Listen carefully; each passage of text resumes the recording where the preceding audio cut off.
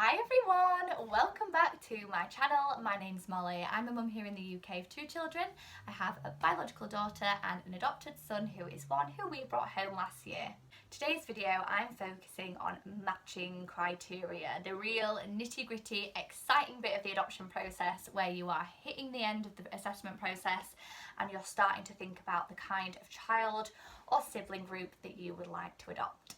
So a matching criteria is basically the criteria that you discuss with your social worker, that you go to panel to be approved for, of a child or of a sibling group. It contains things like age, race, ethnicity, the number of children you want to adopt, and what additional needs you are or are not comfortable with.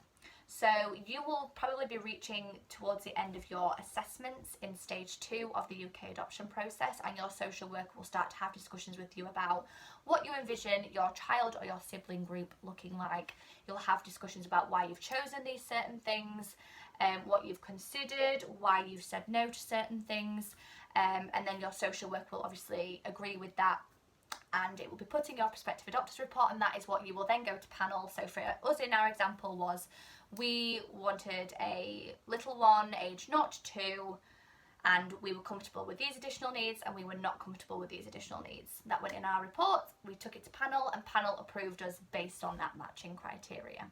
The way it works in everybody's process is completely differently. In our experience, we were given a form by our social worker probably about 2 months before panel in our second to last assessment appointment, and on the form it had a list of additional needs that we were to research for the next appointment and basically circle yes or no, which sounds horrendous, it sounds cruel, it sounds awful, and it feels that way. You feel really guilty circling yes and circling no, especially no, to certain conditions, because it feels wrong to be so picky, but there is definitely reasoning behind this, and I will go into a little bit more detail about why it is so important to be 100% confident in your matching criteria.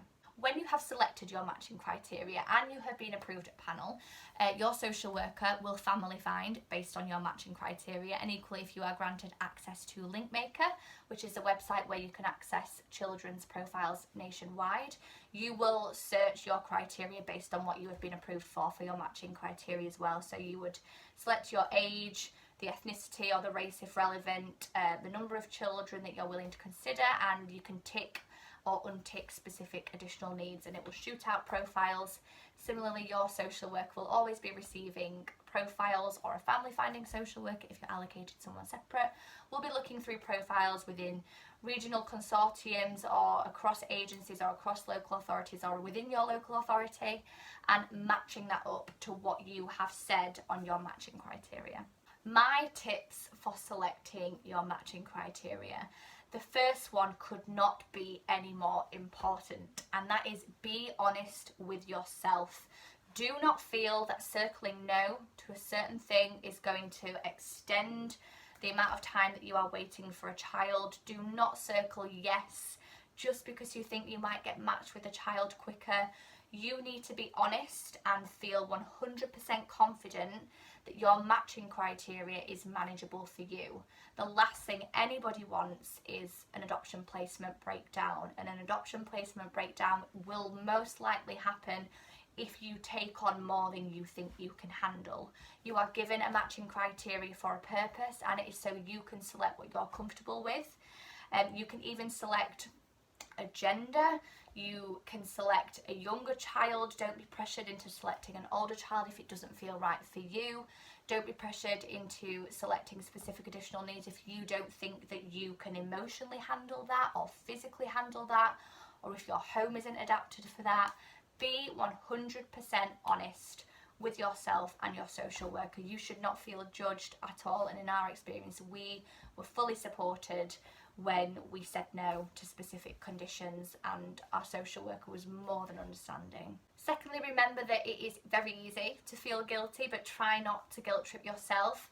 Therapeutic parenting is hard as it is. It is hard anyway, and you don't want to make it any harder on yourself than taking on more than you think you can manage. So try not to guilt trip yourself. Remind yourself that there is a criteria for a reason, and you just need to be confident in your matching criteria.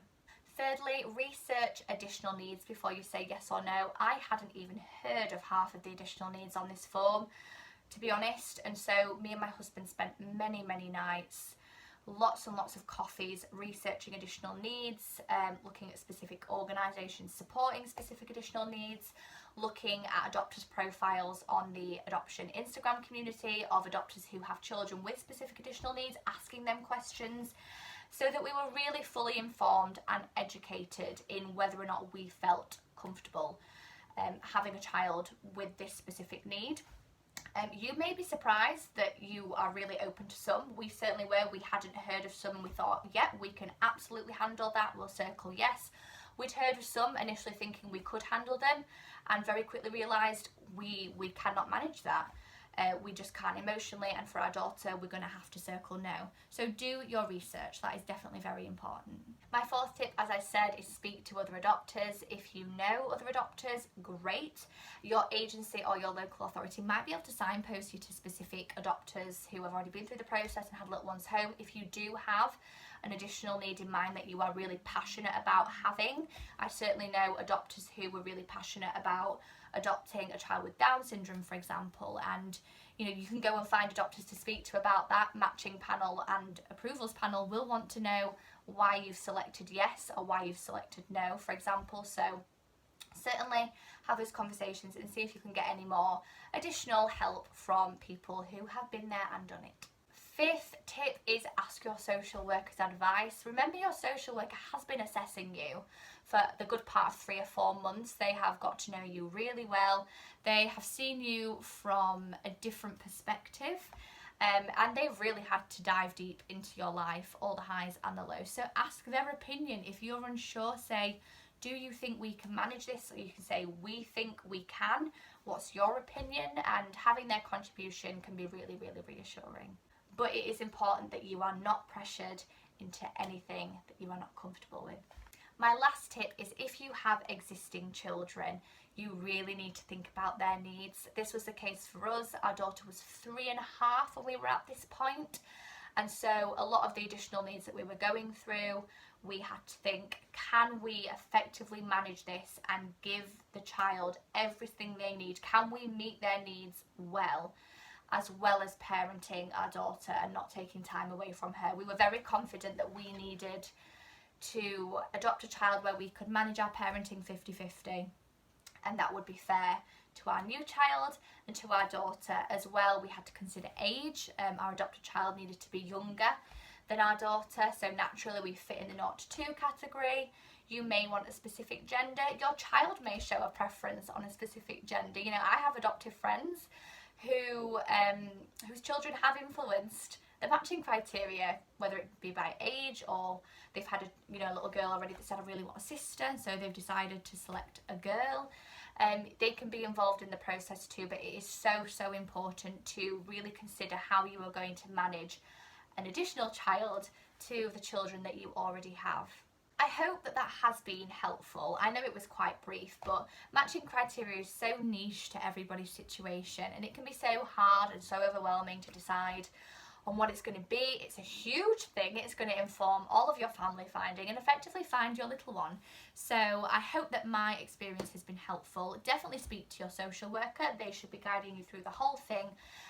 But if you do have any more questions, you can find me on Instagram at MollyMamaAdopt. I'll put the link below.